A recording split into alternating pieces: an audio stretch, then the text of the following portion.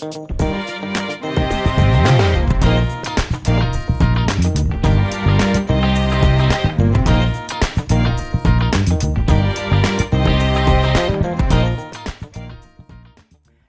everybody, my name is Sharon Quinn and I'm also known as the original runway diva, and you are watching Model Behavior. Class is officially in session. Today my guest lecturer is Jabari Gray.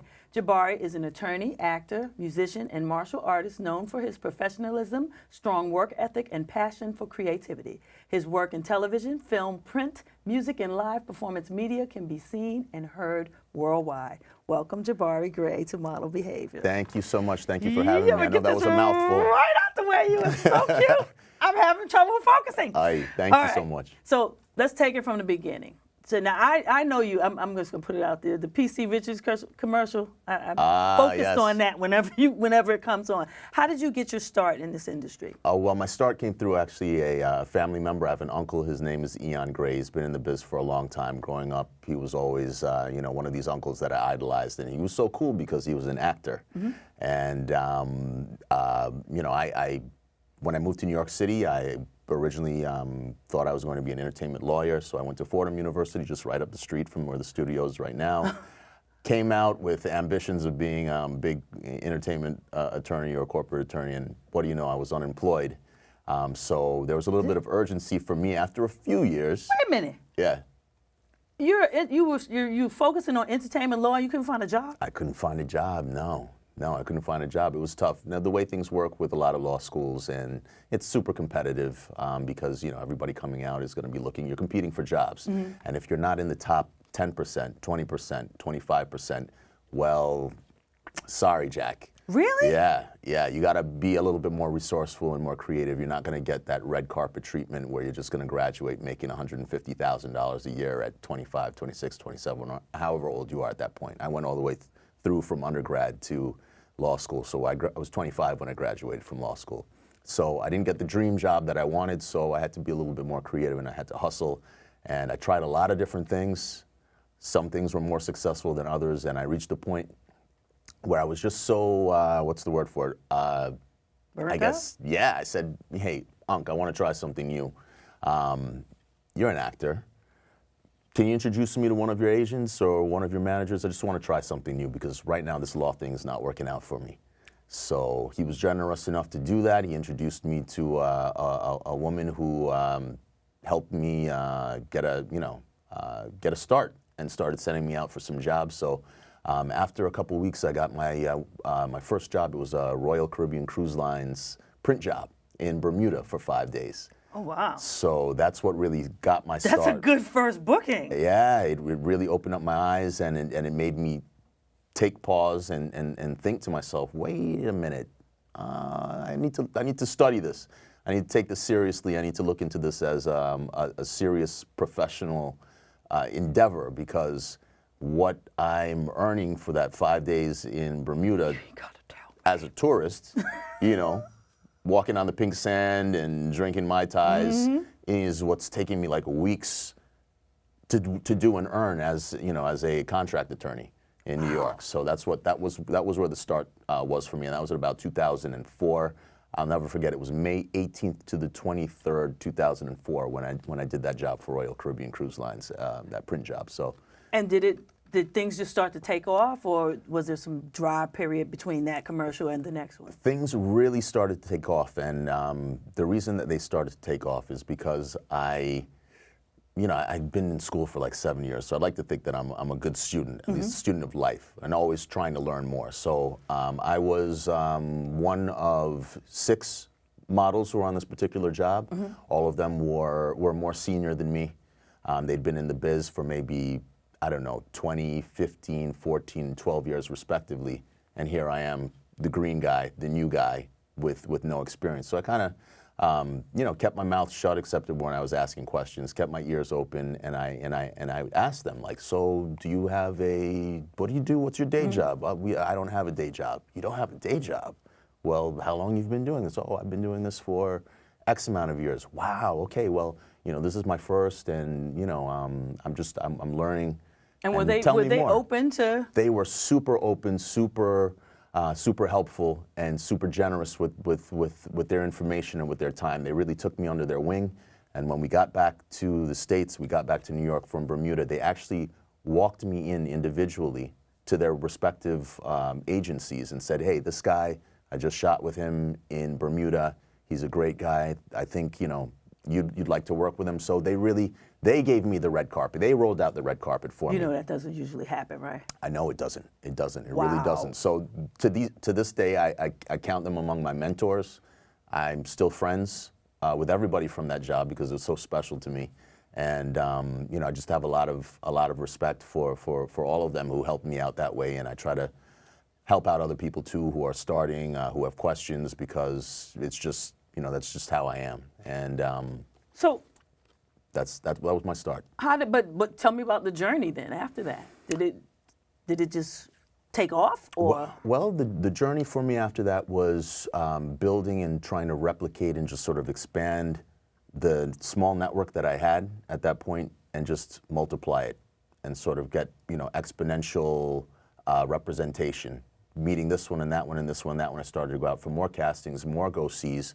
The print jobs with certain agents and managers was my gateway to now going out for voiceover work, to now going out for on-camera commercial work, to now going out for legit, you know, dramatic work for episodics and soap operas and so on and so forth. Voiceover work is that's hard to crack because they use, from what I understand, they tend to use the same people over and over and over again. How were you able to crack that market? It's true. I have a background in music as well. I was always my first passion as a creative person. When I was younger, I was in bands. You sing? I don't sing, but I used to play the viola. I used to, play instruments, and so I'm used to being in recording studios. And I'm actually, what I wanted to do is be a recording artist. My family's from the West Indies. We're from Jamaica. I wanted to be a recording artist, sort of doing the kind of work that people would associate with Shaggy or Sean Paul, those artists. And so I was very familiar with the inside of a recording studio and, you know, the techniques for, you know, controlling your voice, breathing, editing, and so on and so forth. So I took to that like a fish takes to water because I'd already been doing that anyway. So I started, you know, booking some voiceover jobs, and the thing that, I really enjoyed is, I guess I've always been, I sort of had the gift for gab, where I've never been afraid of speaking, public speaking. When I was in law school, I was on the moot court board, which is sort of like debate club for lawyers. So you have to be an orator, you have to be able to speak and communicate and express yourself. And, you know, I don't know, a lot of different things that I'd done in my background finally came together with something that worked for me, that was really happening for me. So I just got I got an opportunity, and I went hard. And when I saw that, oh wow, there's more to it here. There's more than print. There are voiceovers. There's on-camera work, doing commercials. I went and I didn't look back. Wow. You know, everybody I had on here today has had that story where they had that one moment and then they just took off. Now, I got an interesting question for you because of you're an attorney with an entertainment law background. Yes. Do you negotiate your own contracts? I don't negotiate them because they say like a person has if a person represents themselves, they have a fool as an attorney. But you better believe I'm looking at the contracts, I'm looking at the terms, I'm keeping copies of everything. I have them filed away in the event that the usage is up and, you know, they're still using my image, likeness, or whatever. Then I got them. And actually, you never know when you're going to need that evidence. You're going to need that paperwork, and it happens more often than people know. Yeah. It happens Usage all the time. And usage is funny. If you don't know about it, they'll never tell you. They'll just sit on that money. They will. But if you don't know, like if you don't see the ad, then you don't know that they've gone over the contract. Right. And there's got to be if there isn't an app, that's something I want to work on, or if anybody's out there, an app creator, this might make you rich. Normally we just hear word of mouth, you know. I saw you on this, I saw you on that. Oh, you did? Well, what time and what channel? Yep. And wait a minute, usage was up 6 months ago. They owe me some money. I need that check. Yes. Yeah. So you know, it happens a lot, and I know people who who will fight to get that that money that they deserve. You know, we're not working for free. It is business. It's entertainment business, so we can't neglect the business aspect of it, and you know, can't get caught up in the, oh, I saw you, or you know, just because you're on TV or you're on print, and you know, that's not what it's for. You know, we want, as artists, we want to be compensated for the work that we do. It's hard. People think that it's a glamorous kind of glitterati kind of a thing, but it's not a bed of roses. There's a lot of work that goes into it behind the scenes. I mean, just to get a booking itself, if you're someone who goes out for, you know, 10 jobs and you book 2, you have like a 20% booking ratio. You had to go out for 10 to get those 2, and even if you're getting those 2, I mean, that's somebody who books a lot. So there's a lot of work that goes into it, and people don't often see behind the scenes all the stuff that's necessary. The fact that you need to keep current photos, keep a record of everything, so that you can show people. Camera too. Right? Documentation is better than conversation 100% of the time. Oh, I like that. And you know, anybody can say, "Oh, I'm doing this." Show me what you've done. And when you show people, I think they take you more seriously, and they understand and appreciate that. Again, it's a business, and it's not just something that, you know, you want to talk about at a cocktail party or, you know, impress, you know, your neighbors with. But there are a lot of people that get into the business just to be able to say that. Because I meet a lot of models that all they want to do is say they were a model. Right. It's true, but I don't know how long that they're going to last in the business with that mentality. You're not going to eat off of that. Yeah. I can tell you that. Yeah. But now, do you take classes? Like, do you study your craft? Did I study? Absolutely, I did. Do you still do that now? Do you think it's necessary now? Most of the work, I haven't studied in a long time, since I started working, and I feel comfortable and confident in my technique and the way that I prepare for the roles that I take on, if it's a dramatic role. I started doing commercial work first. It's been my bread and butter. It's what really I make most of my money, and most of my business is in the commercial realm. But when I started going out for those more serious roles, the dramatic roles, the episodic roles, I found that my ratio was much lower than it was as a commercial actor. If I was at 30% booking ratio with the commercials, I was at like 5% for the serious stuff. So I looked in the mirror. I said, "Geez, there's something wrong. There's something going on, and I need to figure out what it is. Let me go to school. Let me go back to school." So I invested 1 calendar year at the William Esper Studio, which is one of the conservatories that's here in New York City, so that I could, you know, pop the hood, look in the engine, and see, okay, well, what do I need to do? Let me tinker around. And when I did do that, after that year-long period of time, that's when I started to book up and get back, you know, get those bookings as a dramatic actor as well. Very shortly after I finished my 1 year, I booked a recurring guest star on Law & Order Special Victims Unit, and that's kind of the show that everybody loses their virginity on. Yeah, everybody is on that show. It's a big like rite of passage, I think, for any New York actor, because it's such an institution. It's been around for so long.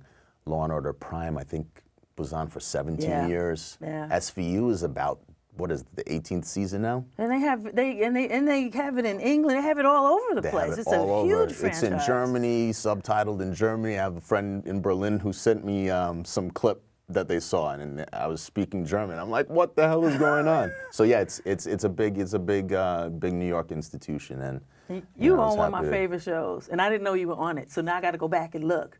Person of Interest. I used to set my schedule around Person of Interest. That's how much I love that show. And I found out you were on it. Now I got to go back and look and see. Yeah, it's quick. It's quick. That's all right. Shot. They I kill can me. freeze frame it. It'll be fine. Now you said, when you were talking about your music career, you said, "I used to be a musician."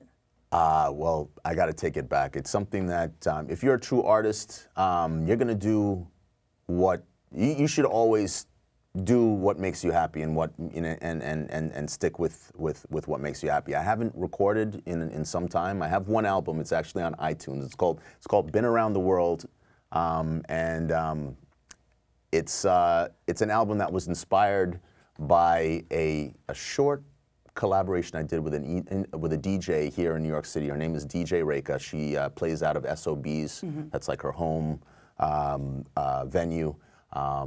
She has a party called Basement Bhangra, which is inspired by East Indian Bhangra music. I did a verse for her, and she called me one day when I was working and said, in the fall, she said, listen, I'm doing this New Year's party in New Delhi.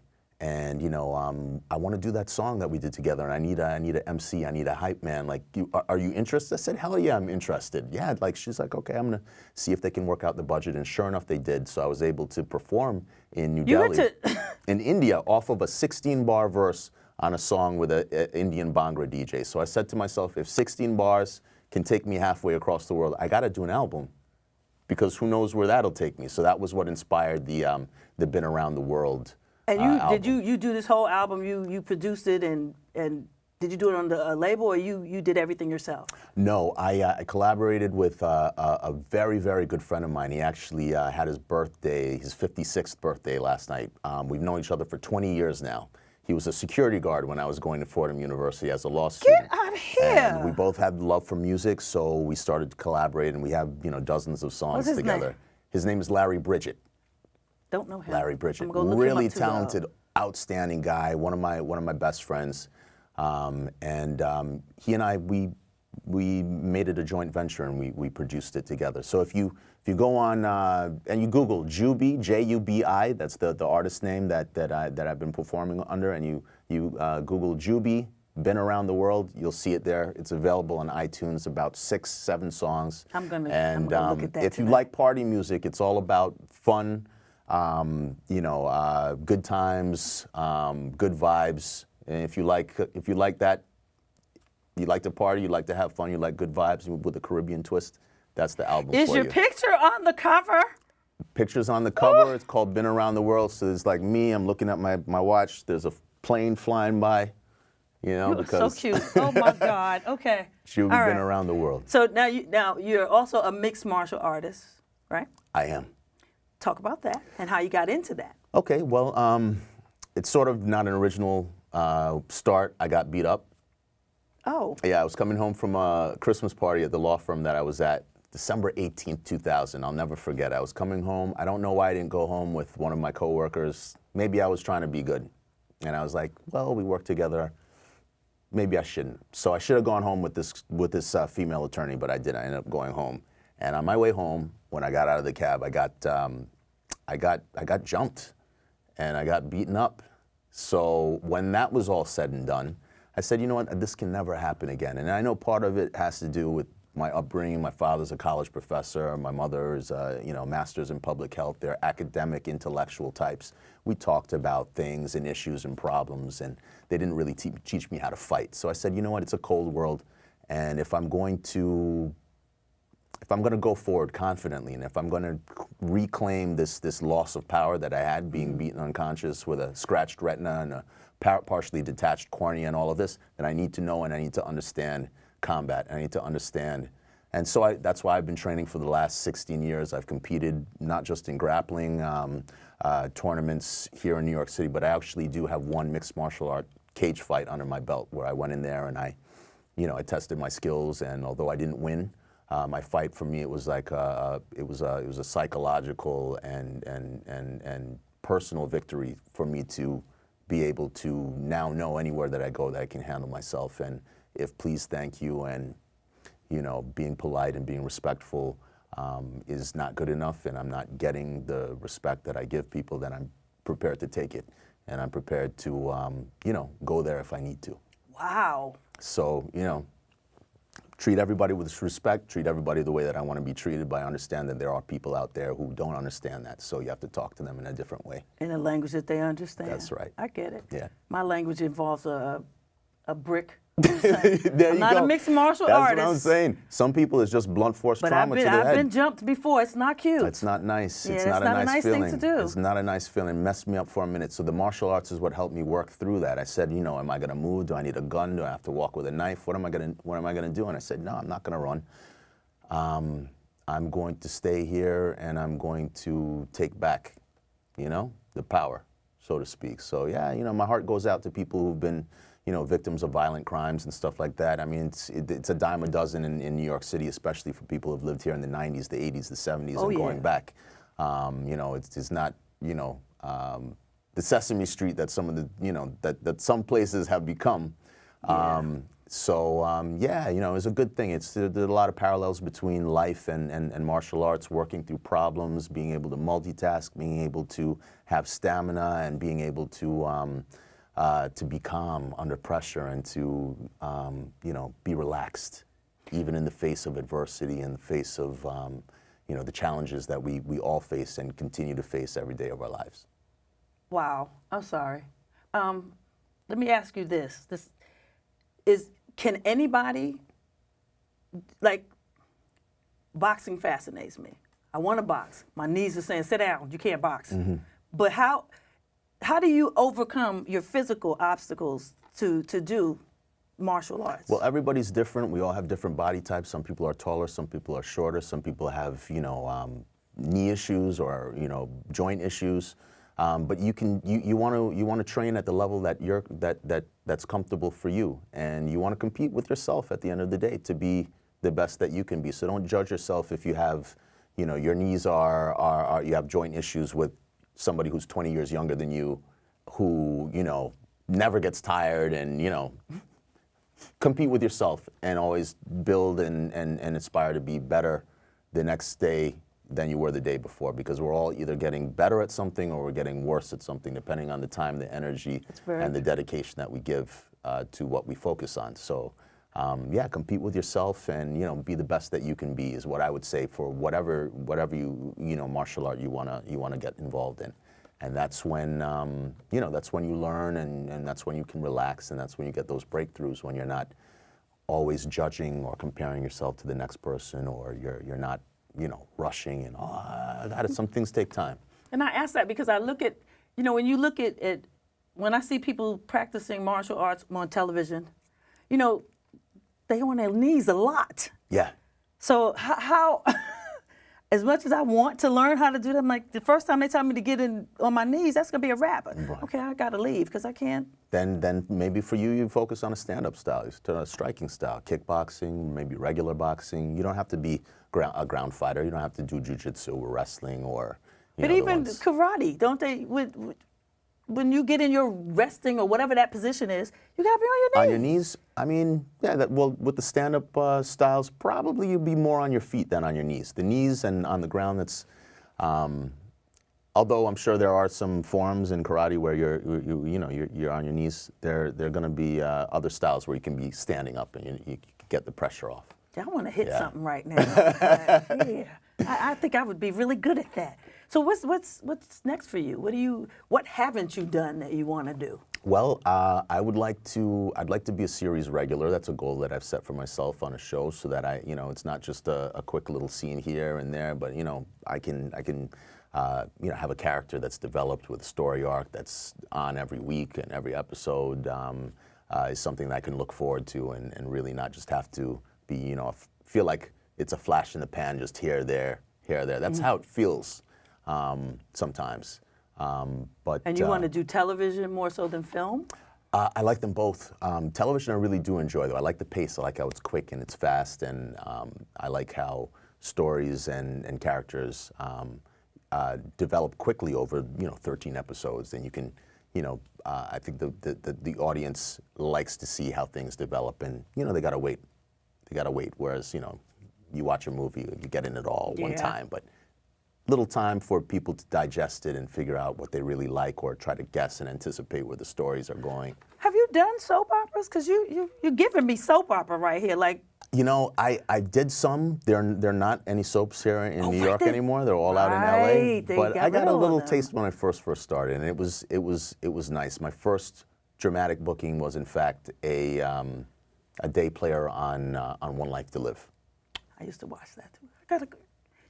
Okay, I've been seeing you and didn't know it was you. It was quick. It was just 2 episodes, but it was a nice opportunity again to walk on and to learn and try to study really quickly how they work, what the process is like.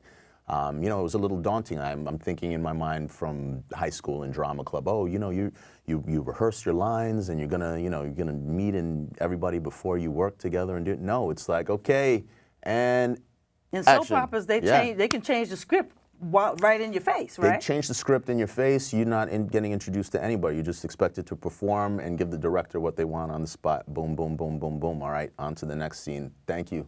Goodbye. All right, next. It's Yeah, that cold? It's like that. Yeah, it's like that. They're not coddling anybody. Oh man. Oh wow. Yeah, I was a little surprised, but you know. That's a little abrupt. Okay. Yeah. So and then it's on to the next. You So know. how do you learn the line learning thing? Is fascinating to me because everybody has different ways of doing it. Yeah.